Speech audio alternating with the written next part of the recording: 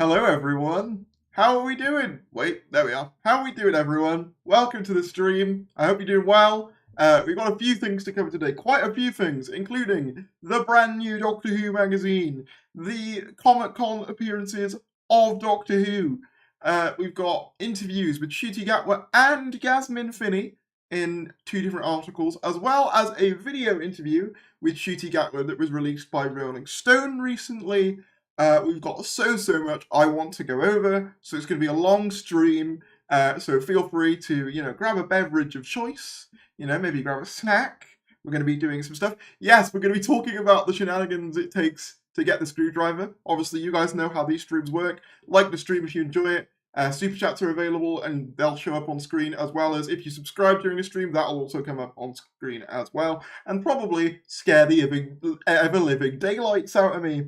So yeah, we're just gonna get right into it. I'm hoping, fingers crossed, the internet will be more stable today. Let me just make sure the sound's all right. Right into it. I'm hoping. Yep, we're starting good. We're sounding good. I thought I was a bit quiet in that sonic screwdriver video yesterday, so I've had a bit of a fiddle with my mic settings.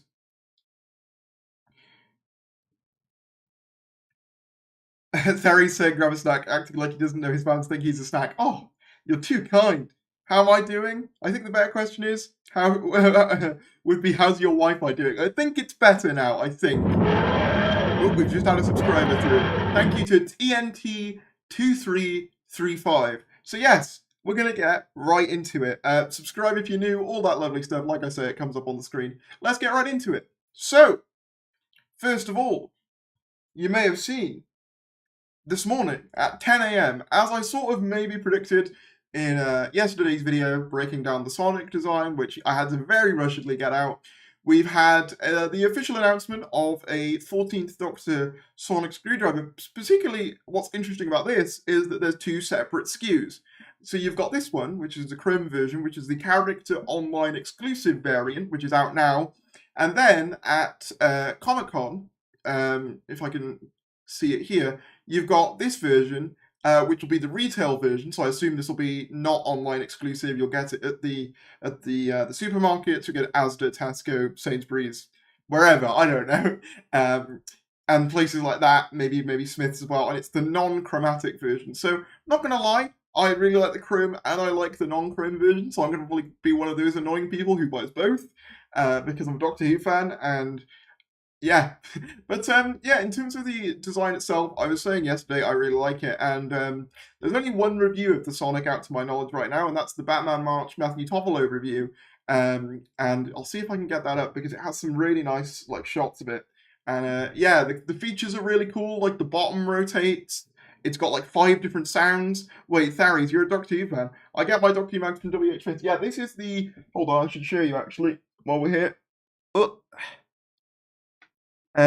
Oh, here you can see my subscriber cover, which I was actually reading last night. I'm going to be showing you guys the digital version, but I wanted to have a little read last night in bed before I came onto stream, so that when I did come on stream, I had knowledge of what was in there, so I could show you the best bits. So yeah, I will say it wasn't as big of a newsy kind of magazine as last time, but then again, there's been a lot of news that's come out not via the magazine. Harry's reads magazines and pets. I don't make a habit of it, but I did decide to today because I thought it'd be fun. I'm hoping the emitter end is bright when lit up. Yeah, that's the one thing that's concerned me in the Matthew Toffolo footage, if I can bring it up, is the light emitter at the top looks quite dim. So there he gets his mags before me. Yeah, I think there's a subscriber covers, the subscriber editions sometimes come a day or two early, depending on, not always, but just sometimes. But anyway, let me get up the Batman March video, which, by the way, if you haven't seen, go check it out. It's very good. Obviously, they're Batman March. They review all the toys as soon as they come out. They've been around for years. Great stuff on obviously the review of Death as well. Absolutely wonderful stuff. Yeah, so here you can see some footage of the toy, courtesy of Batman March. It looks phenomenal, and it's interesting as well because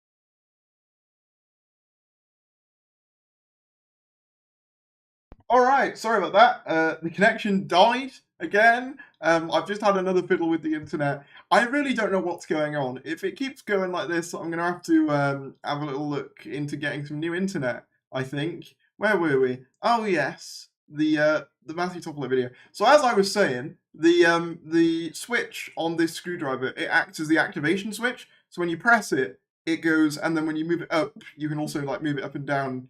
And it's not going to do, because basically what I mean is the 10th Doctor Sonic Screwdriver toy, you could only activate it when it was all the way up or all the way down, whereas this works like the prop, where the switch to bring it up or down is also the activation for the lights and the sounds and all that.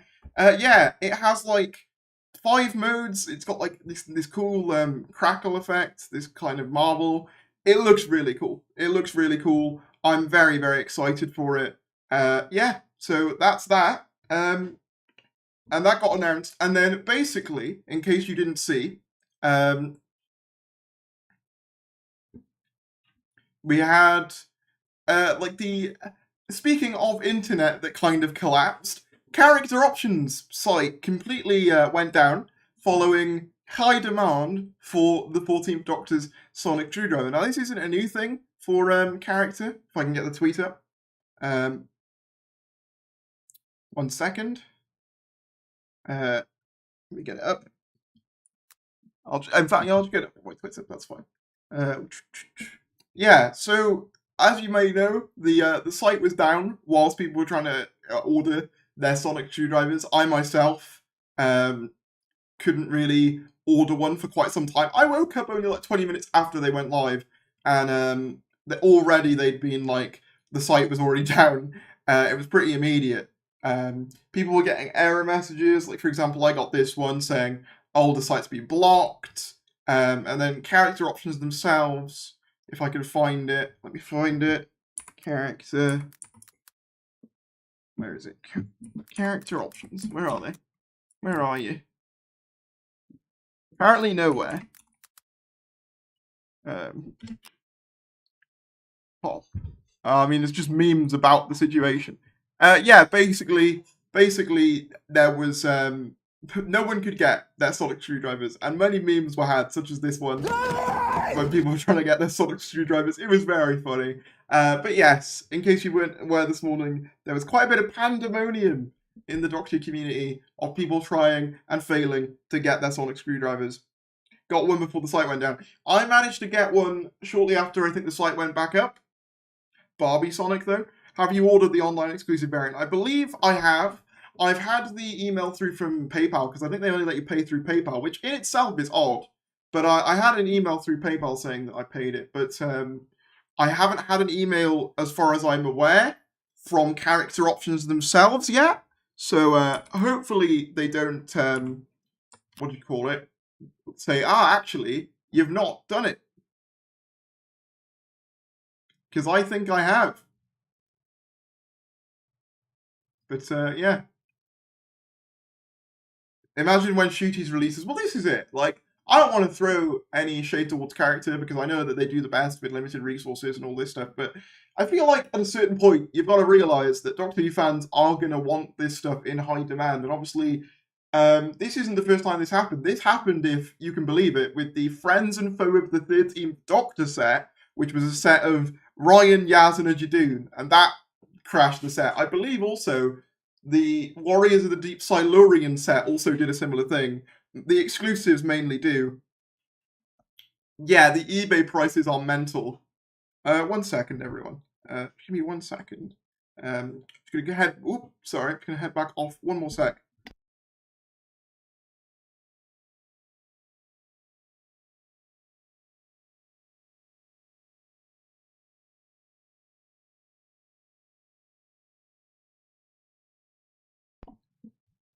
Anyway, I'm back. The dog just came in. Sorry, this stream has been off to a mad start, but you should be used to that from my streams. Where were we? Yeah, so as I was saying, the what was I saying? Yeah, the Silurians crashed it. So if they're thinking that like the Silurians crashed it and the Friends and Foe of the 13th Doctor set also crashed it, maybe invest in some bigger servers, you know, some better servers, because like, Just arrived, loving the tributaries. Thank you very much. Appreciate that. That's rough. Very true. Speaking of my dog, I actually did put out this tweet. For those of you who saw my Shooty Gatwa cosplay, which is really funny because I literally uploaded that video, and then the minute I uploaded it, I kid you not, they announced the new Sonic. But yeah, I put up this post on my Instagram and my Twitter, as well as the community feed of me in the 15th Doctor cosplay with my dog Bonnie coming to investigate. So I just want to say shout outs to Bonnie here. I get her more on the stream, but the problem is she can't really like sit on my lap very well without like feeling quite like nervous in terms of like she worries she fall off. So otherwise I would do more, but yeah, there you are. There's me and her. So yeah. Anyway, wholesome content out the way. Yeah. So in other news, outside of Sonic Screwdrivers, Doctor Who landed at Comic-Con. Interestingly, there was an email that was put out to people saying, oh, Doctor Who's going to be at Comic-Con. I think that was a mistake, because whilst there is a booth at Comic-Con, there isn't like a panel or anything, which is the case for most brands. However, they've gone all out with the Doctor Who stall, I guess. We've got this whole spread of all the promotional pictures that were revealed yesterday, presumably for this reason.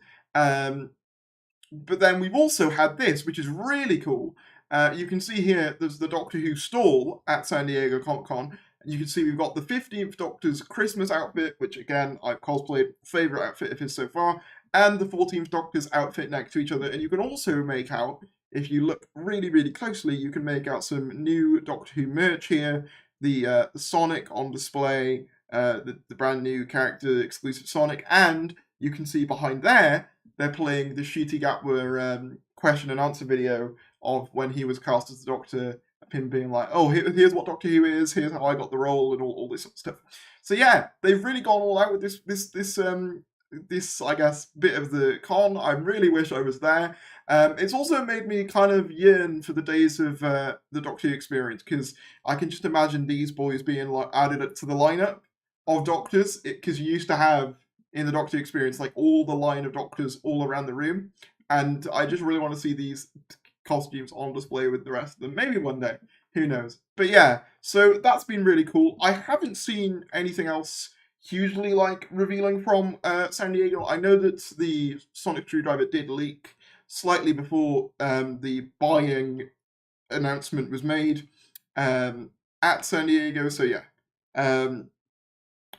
But that's by no means the only bits of news we have. The big thing I wanted to cover is, of course, we've got a new Doctor Who magazine, and we've got a few things to go over in Doctor Who magazine, so I'm going to do what I do best and talk some Doctor Who news. Thank you to everyone who's tuning in. Feel free to like if you're new. If I'd say Shooty Screwdriver is a Sonic Ring or something like Sonic Knuckle Dusters, that'd be fun. Sonic Ring would be fun. I think he'll probably get a screwdriver though, just for the merch purposes, because I actually really like, this is something I do want to say, I really like that they're doing a cheaper SKU for retailers and then a more expensive like SKU for collectors. That seems very similar to me to what Star Wars do with like the Black Series of figures and stuff. So I'm hoping that's a trend we actually see continue. I think that'd be really cool. But yes, in other news, we've had the Doctor Who magazine issue 593. This is the digital edition. We've got the cover here, David and Catherine, Earthshock, all of this stuff, reunion with the Stake season 20 stuff, and most importantly, or most prominently, an interview with David Tennant and Catherine Tate on Coming Back that was conducted by the wonderful Emily Cook, who did the watch-alongs. Yeah, so we're going to be going over that. So it opens up with the usual write-up from Marcus, with a bit of talk about the season 20 collection box sets and the casting of Lenny Rush. And then we get to the Gallifrey Guardian, which is like just the latest news segment. I didn't know about this, so apparently the Star Beast is going to be back in print. The Star Beast is obviously the comic that Doctor Who the 60th anniversary is based on. So the Doctor Who monthly range that was a part of is going to be made into an anthology and sold, which is a really good idea. And apparently there's also going to be a special edition action figure Doctor Who magazine, which will have, I think it says here, packed with new photography and behind-the-scenes details, this unique publication includes collectibles inspired by the 9th to 14th Doctors. So yeah, that's pretty cool. Don't know what that'll be, but I'll be interested to see what that is. But yeah, the main thing that starts off every one of my Doctor Who magazine videos is the letter from the showrunner segment. So this is a more, I guess, anecdotal letter from the showrunner segment, if you like. It talks about how they were basically building a set for one of the final blocks in Shizi Gatwa's series, for series 14. They also make mention of the fact that there is, if I can get it up here, there is a great scene in the very last block of the 2024 series. There is a great set in the very last block of the 2024 series. It only appears for one scene, but a crucial scene, with a really lovely guest star, unseen by the public, unannounced in the press, because the scene takes place secretly within the studio, so you've got a nice surprise to come. So yeah, we've had another like little tease of a, like a guest star being announced there, which is really, really cool to see. Yeah, the rest of the story is about how they basically created this statue head to be on the set of this scene, which I think is really cool. And Russell's kind of like sort of joking that he doesn't know much about how all that works. Thank you to, oh, we've got a super chat, I'll read that. Thank you to Xander Moon for the $4.99 super chat. Do you think the writer's strike in the US will make Doctor Who popular due to the lack of content on Disney Plus? This is actually a really interesting conversation. Now, obviously, I don't want to like take the writer's strike and be like, but it'll be good for Doctor Who though. However, I do believe that the shortage of US content might help out, non-US content in general. I don't even just mean like Doctor Who or UK stuff, but like Japanese, like anime stuff as well. You can probably see a bit more of that going on. So yes, I do think it might well help Doctor Who's reach, because I think as well, the 23rd of November, I think I was told this in the previous stream, is actually Thanksgiving Day in America. So I'm imagining, a lot of families might sit down and watch it, which is cool. So yeah.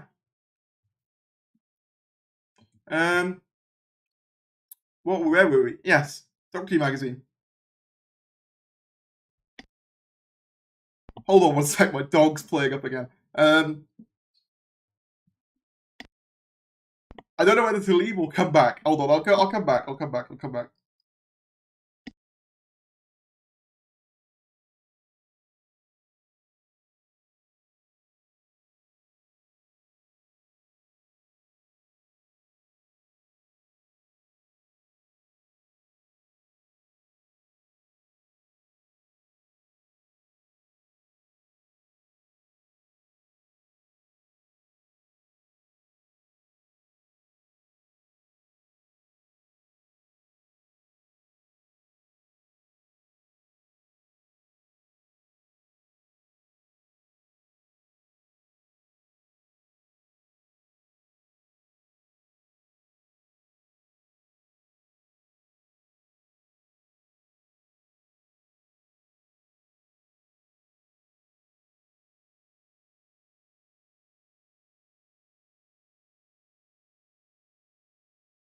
Here's a fun game. Watch a Theory stream and see how many intervals there are. Thanksgiving about to slap. Sorry, Grandma. Yeah. So, Shooty's obviously going to have Sonic abs.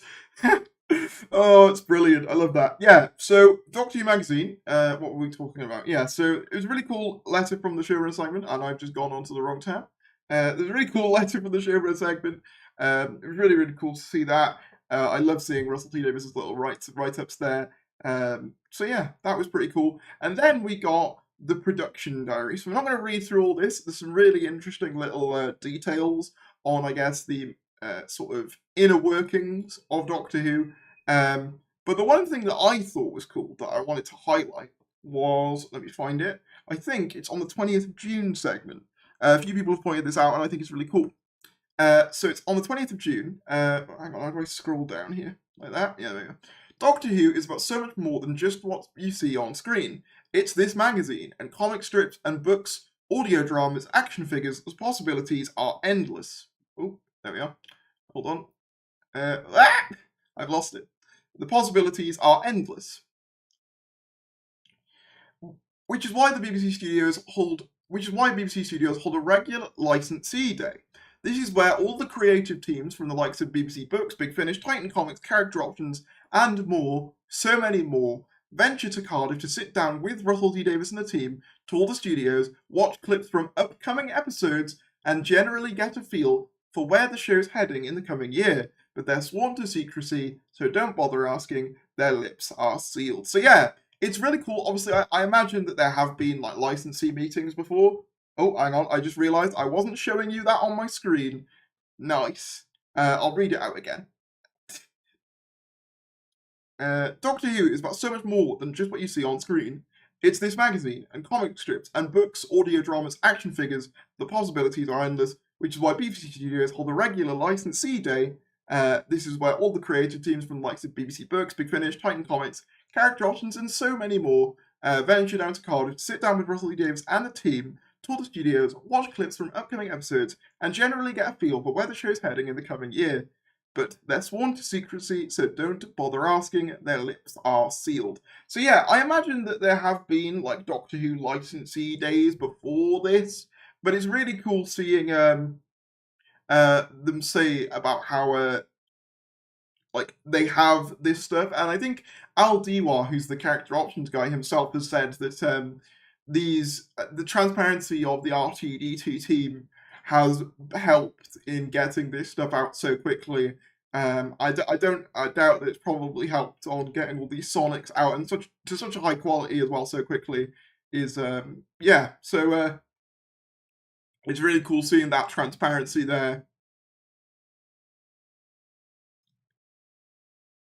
Who's on the rise? It certainly does feel like that. It certainly does feel like Doctor Who is kind of stepping up a gear. It's really cathartic to see, as a long-time fan, to see Doctor Who really kind of grabbing the bull by the horns, and I think really making an effort to become this big thing again. It's really cool to see. So yeah, there was that segment, and then next thing I wanted to cover was this. I won't obviously read the whole thing because there's a lot there, but it's an interview conducted with David Tennant and Catherine Tate. This is shortly after it was conducted initially. Shortly after they were announced to be returning. Also, what's going on with that TARDIS window? Odd. Anyway, this was conducted shortly after they were announced, and it goes over the story we kind of heard before of they kind of got together to do the lockdown things. And it's really interesting because they do talk about their characterizations in the 60th a little bit and what they did to prepare for coming back. And I think that's all really, really interesting. So we're going to be covering that. This is also just a really nice picture in general. So yeah.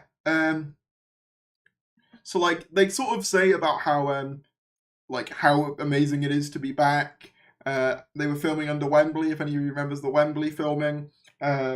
And then they say, so Emily Cook says, David and Catherine's return is especially exciting for the now grown-up children, like myself, who watched the 10th Doctor's adventures with Donna Noble in the late noughties. They're the fans who, I hope, will look after us in our dotage, said Catherine.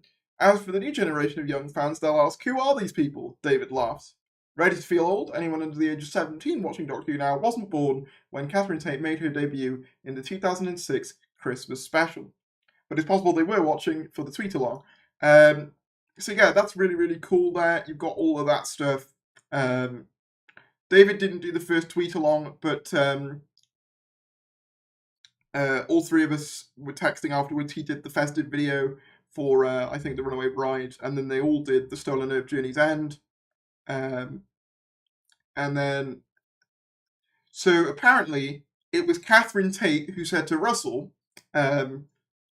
I've got the text message exchange on my phone, and said, and of course, was a kid when I was Doctor Who the first time round. He was absolutely delighted. I don't think I've pleased Ty that much, probably ever, so that was very pleasing, because he's in the generation that experienced it as a kid, and is now old enough to enjoy the revisitation of that. So yeah, that's really cool. I thought that was a really cool statement. But the thing I wanted to point out is kind of what they go on to say about their characterizations on the next page here. So if I can get it sort of zoomed in. Ooh. Just making sure that you guys can see. Hopefully you can. So they say basically that when they were going back to the roles, obviously they'd done stuff for Big Finish, but that they didn't particularly like go back and revisit the old stuff because they didn't want to like compare and contrast themselves to how they were. And then David goes on to say this about him as the Doctor, as well as Catherine say, well, Donna doesn't understand it anyway, so the sci-fi stuff wouldn't really mean much to me anyway. And then David teases, oh, is it just an excuse to not do homework?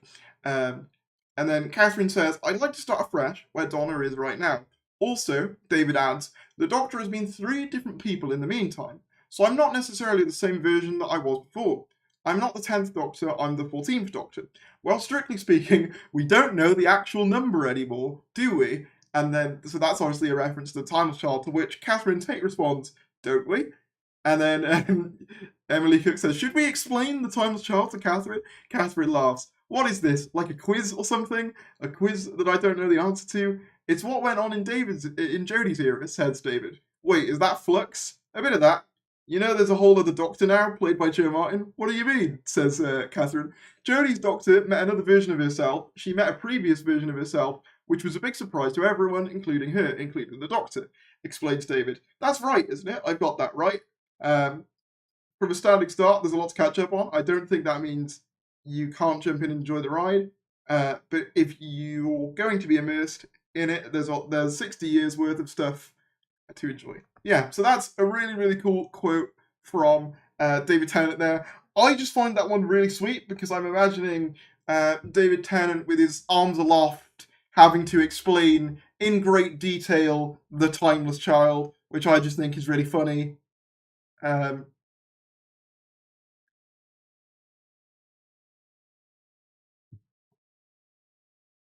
Which I just think is really, really funny. No, I don't want the Timeless Child joke. I mean, the fact that Catherine didn't know what it was implies to me that it's probably not going to factor into the 60th. But it's just funny to imagine David kind of having to explain that to Catherine. I've always said like they were never gonna fully decanonize it. Like I've always said I'd honestly prefer we just tell new stories, which I honestly think is the direction they're gonna go. So yeah.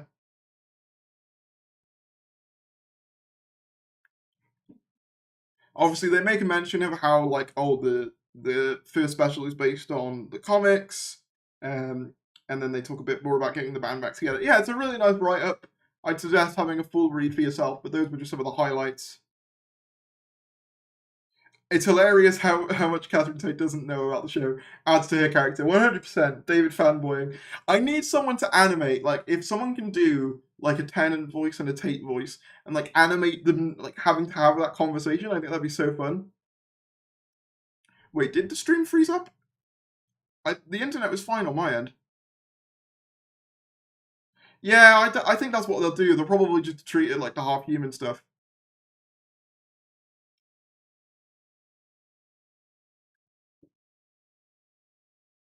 It did before. Have you bought the new Sonic? I have. Okay, when did it stop? Did you guys miss anything? The Wi-Fi. Yeah. If you guys missed anything, let me know and I'll go over it again.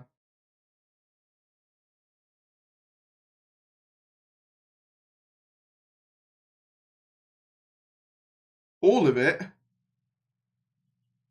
Oh, what Russell said. You mean the letter from the showrunner bit?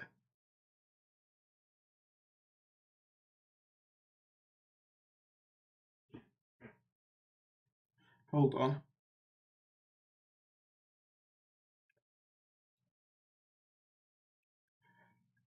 Which bit? Is this when we were doing the interview segment? Just before you spoke about Catherine phoning Russell. Okay. Let me go back then. I'll read it again. Don't worry, I'll reread. I'll reread. That's fine. That's fine. Okay. I don't know why it froze because the internet was fine on my end. Weird. Would have changed, but maybe I don't know. Maybe it froze. Yeah. So let me find it. Uh, um, so where was it? I think where it was. But yeah, so Russell T Davis said, "Oh, wasn't that marvelous?" Then I think I texted back, "What great memories! Thank you for letting me play Donna. Thank you for that character. What a great character," he said. "God, I loved writing for the two of you. Wouldn't it be great if we could do it again?" And I said, "Why can't we?" His obstacle at the time was, we'll never get David to be able to do it.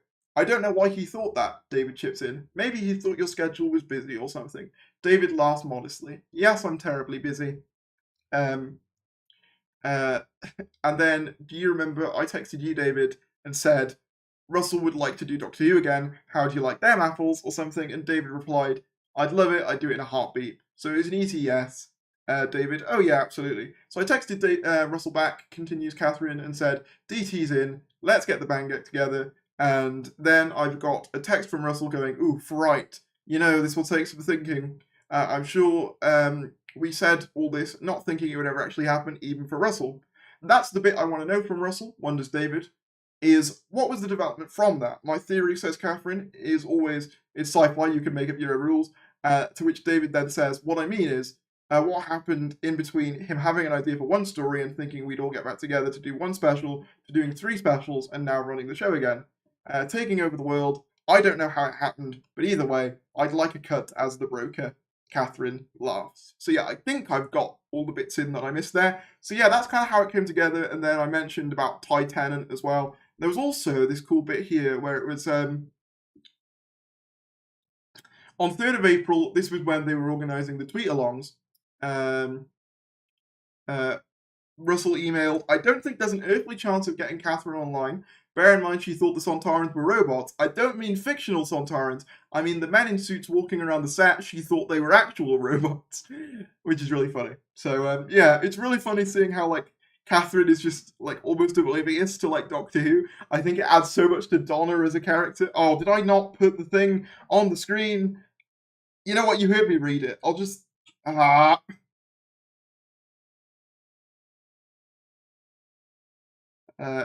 I'll just, you know what?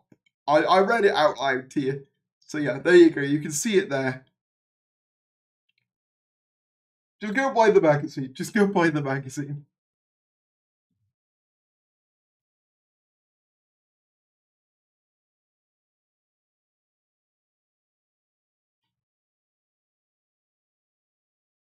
But yeah, I think you've got all the context. Thank you for complimenting the feed. Yeah, I got a little haircut. I hope you like it. Sucks if you don't because I'm stuck with it for a while. Yeah. Anyway, we get a little write up. Like, I'm not going to show this on screen. But we get a little. Well, I can't show it on screen. We get a little write up on the collection season 20 filming, which was cool. And then, all right, I want to talk about this. We get the polls, the anniversary polls. For each Doctor, for this time for 10 and 11. Blink is still at number 1 for the 10th Doctor, and it's like, I'm not being funny. But with all due respect, I don't think Blink is number 1. It's good, don't get me wrong. But you've got Midnight there, you've got Turn Left, Waters of Mars, all stronger episodes in my opinion. You know, I think Blink is a bit too revered. It's been number 1 since 2009. I've got... Like, how? It's good. Oh, we've done super chat. Yes, you have. Thank you to K-Save for the £1.99 super chat. Very much appreciated. Yeah, so back to the panel. Yeah, like, I was just saying there, like, I don't get, like, also, why is Planet of the Ood 18th? Planet of the Ood's fantastic. I agree with the Doctor Who magazine people. You guys are sick. Anyway, yeah. So yeah, this is the poll of like the fans for the 60th year for the 10th Doctor. I'm very surprised by some of the placements. Let's just say that. Yeah, wild stuff. And then for the 11th Doctor, it's also quite wild because Day of the Doctor has been number 1 since it came out in 2014 or 2013. And it was added to the poll in 2014. It's been number 1 since then for the 11th Doctor. And don't get me wrong, it's good. Like, it's good. I love Day of the Doctor. But I wouldn't exactly call it the quintessential 11th Doctor story. Vincent the Doctor I think probably does deserve its placement, as does the 11th Hour. Doctor's Wife, I probably put a bit up there. I'd probably put it above the Pandorica two-parter. Amy's Choice, it's cool to see that creeping up the rankings there. It went from 18th in 2014 to 9th in 2023. So that's pretty cool to see that Amy's Choice, which is one of my favourite 11th Doctor episodes, has gone up the polls. Yeah, I'll agree with the Doctor Who magazine folk, though. But that's just me. The Doctor Who wardrobe is at the bottom, which makes sense. Yeah, there you go. So we had a bit on a graphic assistants, Sophie Cowdery and Ali Griffiths, which was cool. This is part of their thing of like every sort of like issue they'll cover a new aspect of production, which is really cool. Also, I found this interesting. You can see here that this is the His Dark Materials mural at Bad Wolf. So it looks like they do this for all their productions, which I think is really neat, because there's the Hooniverse one, which we've seen Ncuti Gatwa by as well, which is really neat. So we got a bit on Earthshock. And then we get Liberation of the Daleks. So I won't read through the whole thing. Honestly, with Liberation of the Daleks, I'm actually really quite enjoying the story, and seeing the sort of simulated insides, like the simulated versions of the Daleks, is really cool.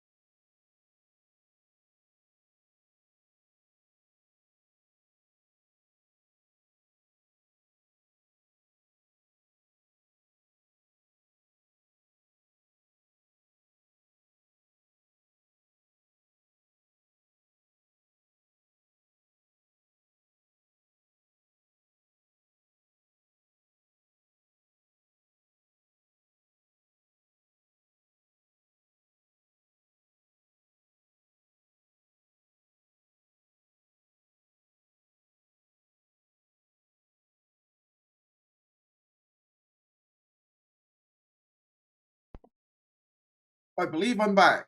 Hello? Hello? Are you receiving me? This is the War Council of Gallifrey. This is me. Hello? I think we're back. Where did I cut off? Was it just... yeah, I think I just cut off towards the end of Liberation of the Daleks. Yeah, it was a good part, and I'm looking forward to reading it all in full. We got a bit on The Girl Who Waited, which was cool. Some reviews, and I think that about wraps up everything I wanted to cover. Yeah, I think that's about it. So, yeah, also you can see here Blink and The Day of the Doctor being the two highest rated episodes of those eras, which is funny because both of them are Moffat scripts. Again, I don't really agree with either option, but you know, it's what people voted. So, but yeah, no, I agree with someone said in the chat earlier when I was dying. They don't really see the Day of the Doctor as a Matt Smith story, and it's not like a normal Matt Smith story, if you know what I mean. The Girl Who Waited should be nearer the top 10 of the 11th Doctor poll. 100%. Girl Who Waited's fantastic. Harriet Jones falls through a trapdoor on a motorbike. Yeah, that's true. That was added in to a book, I think.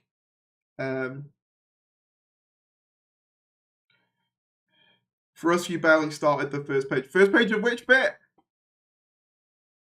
I tell you what, if I miss anything in this stream due to connection issues, I'm recording all of the footage anyway, so I'll probably just put them out in a separate video.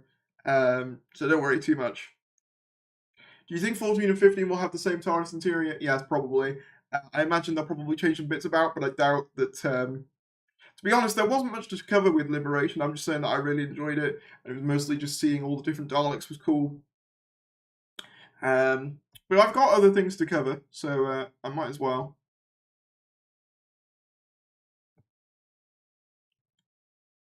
So I won't read all of this, but are we still good or not? We are, I believe. Okay. I won't read all of this, but Ncuti Gatwa. No. Okay. Fine.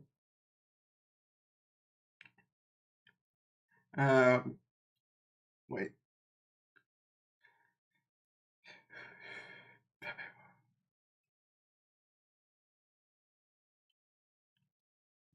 Are we good or not?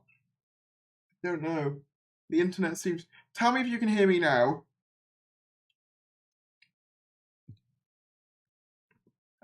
If you can hear me now, say something. I like Daleks. When the Wi-Fi goes down, I think it'll be the BBC taking you down. Nah, all good at the moment. Alright, I'll tell you what I'm going to do. I'm going to leave it here. And I'll tell you what I'll do. I'll record the rest of it. And I'll put the rest of it out, not streamed, because my internet is being so temperamental at the minute. I think it might be best. Actually, I think we should be... I'll keep going for a bit longer, but if it does it again, I'll head off, I think. I think that's probably a plan. So yeah, Ncuti Gatwa, I'm going to carry on. Ncuti Gatwa did an interview for The Telegraph. Sex, time travel, dolls, there's no stopping Ncuti Gatwa. Since being cast as the new Doctor Who, his career has gone stratospheric. The story explains how he identifies with the Time Lord, the risque role that has changed his life, and the utter joy of Barbie. Gatwa was walking into the barber's to get a haircut when he found out he was going to be the new star of Doctor Who. His agent called him. "Can you keep a secret?" she asked. "You're the next Doctor." "Huh?" said Gatwa. "You don't sound too pleased," said his agent. "Think about it and get back to me." And I was pleased, but it was such a macro... Cafferty and the journalist Terry White for a film competition. Oh, I didn't know that. That's cool. So Gatwa is busy. It's his first day off in a long time, and he arrives at the photo shoot in West Wing of London with irreverent good humour in a white polo shirt, black shorts, and loud green Nike trainers. He's just been to the gym. I'm hyperactive and very bad at sitting still, but he's also channeling Ken. So how was the Barbie experience? So yeah, he goes on to talk about Barbie for a bit. So yeah, so they talk a little bit about the Barbie stuff, and then it says, in the meantime, Gatwa auditioned for and landed the role of the Doctor. So I thought, no Barbie. So this is at the point where he thought he hadn't got the Barbie part. But that's fine, because I'm Doctor Who. He yelps with laughter. But then my agent called and said, you've got down to the final two, but they just went in a completely